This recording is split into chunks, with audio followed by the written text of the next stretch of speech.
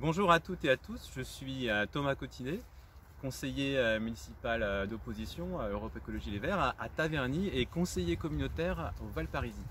Donc nous sommes ici sur le site des Équardes où 16 hectares de terres agricoles, 160 000 m² vont être détruits pour construire un nouveau quartier.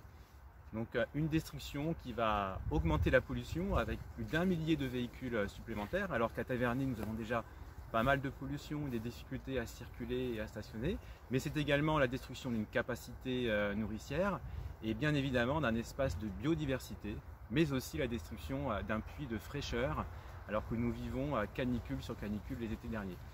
Alors, pourquoi une telle aberration autant dangereuse pour l'environnement et la santé?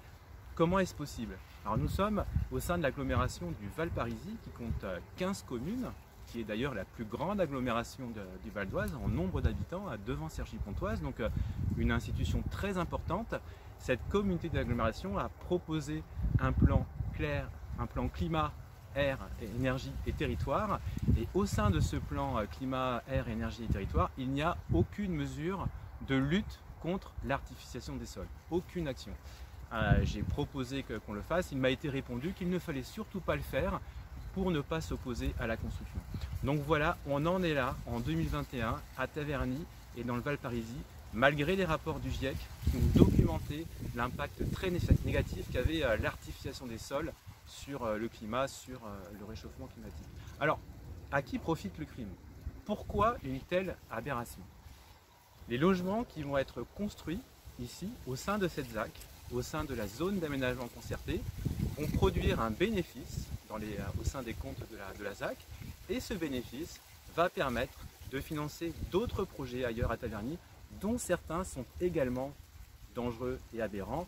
Je citerai la destruction d'une halle qui pourtant a moins de 30 ans, et également la destruction de l'ancienne mairie du centre-ville, qui est un bâtiment historique.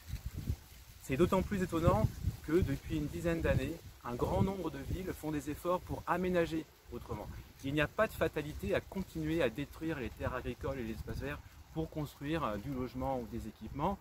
Nous avons malheureusement un grand nombre de friches industrielles, de friches commerciales, de logements vacants.